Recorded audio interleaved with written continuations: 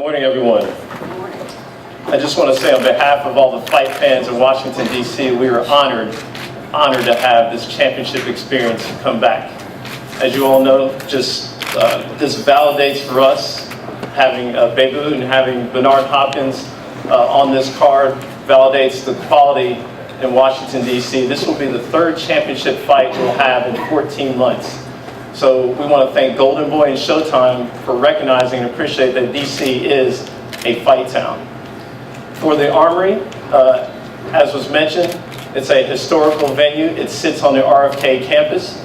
A little known fact that I want to acknowledge today that over 20 years ago, a slightly younger fighter named Bernard Hopkins fought on RFK campus. So for us, it's an honor and we're delighted that he's returning to the scene again to validate championship boxing in Washington, D.C. So please, April 19th, make sure you come. It'll be a great event, and we hope you'll see more fights in Washington, D.C. Thank you again. Thanks, Bruce. We're very proud to be hosting and televising another Bernard Hopkins fight. The word icon is used quite a bit, thrown about very casually within sports, within entertainment and music. Bernard is one of the few personalities, the few athletes the term accurately applies to. He is a legend in the sport. His accomplishments speak for themselves. And at this point, anytime Bernard fights, it is an event. It's an occasion, and history at the Capitol is a very accurate term. Having said all of that, we have a young, hungry, strong challenger and champion in his own right. Those of you who saw him on Showtime in San Antonio had to be impressed. He's a very intelligent young man. He's a very intelligent fighter, very strong fighter. And I would, dare to say that he's going to be one of the toughest challengers that Bernard has faced in quite a while. So I'm looking forward to a very, very strong main event on April 19th. Also excited to have Peter Quillin back on the network, again, fighting Lucas Konechny.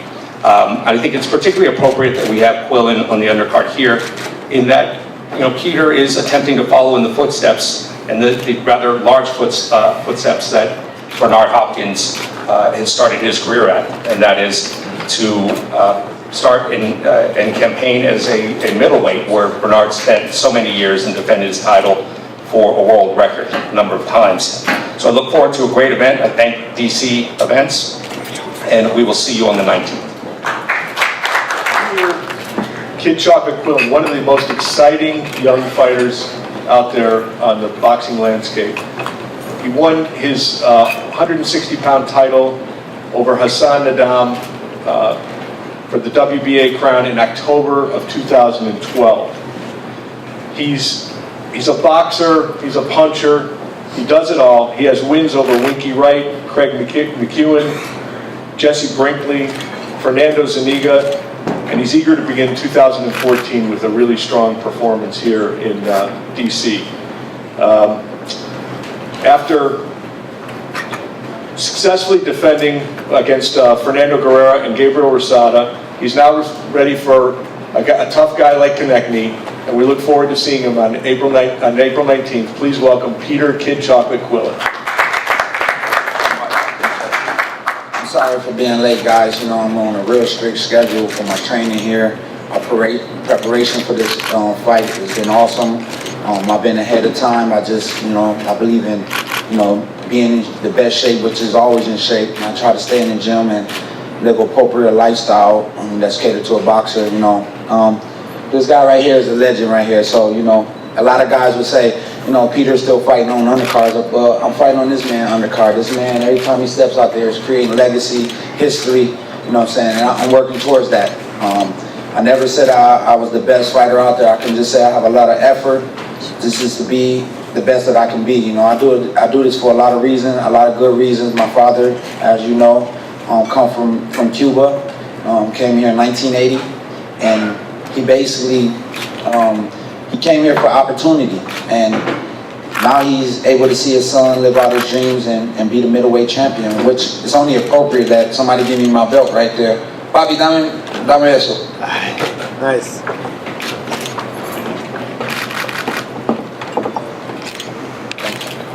That's my father. That's That's my old pops right there. But, you know what I'm saying? This right here, man, I worked all my hard life. When people told me that I couldn't even be a champion or I couldn't be anything besides a criminal entering your house when you're not there. But I just know that one thing that I did was, you know, I just dedicated myself, I sacrificed myself every day to not only to defend this and to receive this, but to inspire the world through what I'm doing, you know what I mean? Like, a lot of people need some type of a form of inspiration. I think I'm that for them. I think if y'all just give me a little credit, man, I'm gonna go out there and try my best. Regardless if I have to take a loss to learn about myself, I'm willing to do so. But until then, we're gonna keep on winning. We're gonna keep on putting awesome fights. We're gonna keep fighting on Showtime, because Showtime right now is the network to go to watch the boxing. I want to thank you, Steve, for just giving me the opportunity to fight on a network that's got so much great, exciting fights. I want to thank Golden Boy for just giving me an opportunity just to showcase my talent and give out to the world what I'm trying to do. I want to thank my family. I want to thank Bernard Hopkins, man, personally, because this guy right here, man, I don't even know behind the scenes. This guy tells me a lot and teaches me a lot. That I'm able to go in the gym and just put a hard workout in, just think about him doing it at the age he's doing it at, and he's giving inspiration to a lot of guys that's older that think they can do something. You know what I'm saying? And that's a blessing right there. I want to special shout out to my wife right there, who's, you know, through my last camp, if you guys knew that she suffered a miscarriage with our baby, and you know, I told her through everything you have to learn about yourself through a struggle. You know, I come from the floor, you know. So, you know, now she's pregnant again, and we expecting our baby. I just hope that I pray every day that I can just be the best father I can be, the best husband to her, best family man, the best friend to my friend, the best son to my old ass pops. You know what I'm saying? I love him. But most importantly, I just hope that I can just be the best boxer I can be, and I hope that if you guys truly believe in that, then y'all support me. So, thank you guys. I want to thank everybody, the New York State Athletic Commission. I want to thank all the media here who's going to write either negative or positive about me. I don't give a fuck. So I'm motivated. I'm an animal. I want to give a special shout out to Al Heyman, because, you know, without him right now, I probably wouldn't be where I'm at as far as, you know, my boxing. I also want to thank my managers who always been there for the best advice they can give to me. And you know what? I can just say I love y'all. Thank y'all for giving me the opportunity. Thank you. Babe Shumenov. He was a 2004 Olympian for his home country of Kazakhstan. He's 30 years old. He made his way to the top of the light heavyweight division in record time. He won his IBA title against Byron Mitchell in 2009. And get this, his eighth professional fight, before adding the WBA title by defeating Gabriel Campillo 2 fights later in 2010. Since 2010, Shumenov has successfully defended his title 5 times. This April, though, he's looking to make his mark on history, as discussed, by facing one of the toughest challenges anyone has ever faced in the ring. So we'd like to take this opportunity to welcome a native of Shymkent, Kazakhstan, by way of Las Vegas, at 14-1 with 9 KOs. Please welcome Babe Shumenov.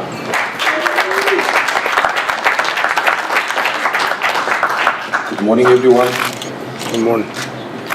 I'm honored to see Consul General of Kazakhstan, Raushan Isbulatova. And I'm also glad to see people from my native country, Kazakhstan. Thank you, guys. I'd like to thank my manager, Al Heyman, Golden Boy Promotions,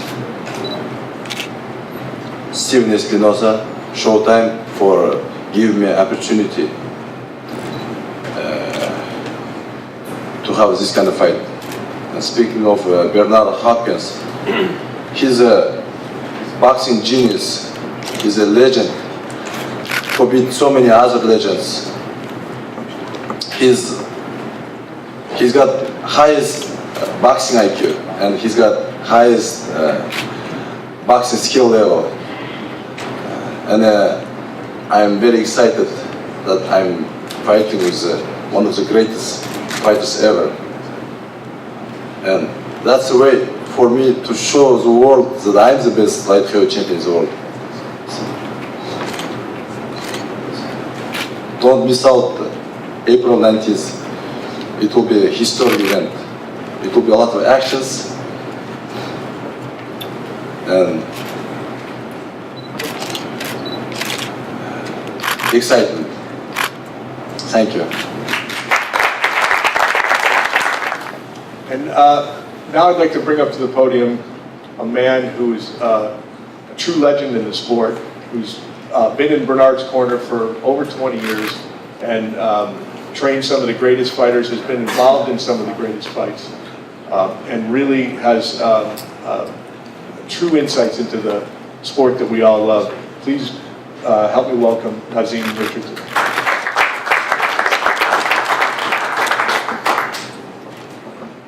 Assalamu alaikum.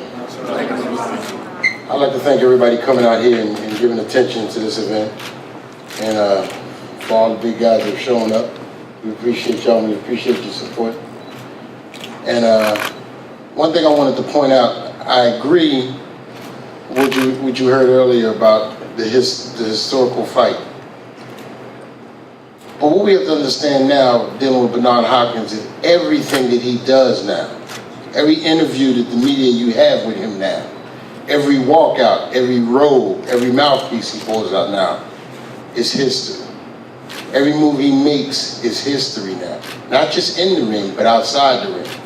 So as he travels to the different mediums to talk to the radio personalities, and you guys get your interviews, we're being treated. He could walk away tomorrow. He could beat Big Boo Shumenov and say, I'm done. So make sure you're in attendance. Make sure you're there, because he owes us nothing. He's given us everything, and he owes us nothing, and we have to appreciate it. And I say this not only with working with him, but I have a high level of respect for Mr. Shumenov, because like you said, 30 in boxing, in our sport, 30 is actually getting old. Shumenov is a young 30, because he did everything on such a fast learning curve. So he's not a guy who's worn down from getting elbowed in his 5th pro fight and had 25 fights before we ever saw him. This guy was already champion before he was in double digits. So we have to respect that. And a guy who's moving that fast, and a guy who has that kind of enormous focus to be in front, to be the best, he's going to bring everything to the table in the 18th. I don't doubt that whatsoever. But again, like I said, not throwing the word around, you are dealing with a legend. And a lot of people hold that title up, but you are really dealing with a legend. You're dealing with a guy who wasn't a superstar amateur. So when he came to the pros, we jet set him, the media already knew his name. For our superstar amateurs, you guys know before they come to the pros, you're waiting for them. Our gold medalists, our medalists, our Olympians. We're waiting for them. We want to see their pro debut.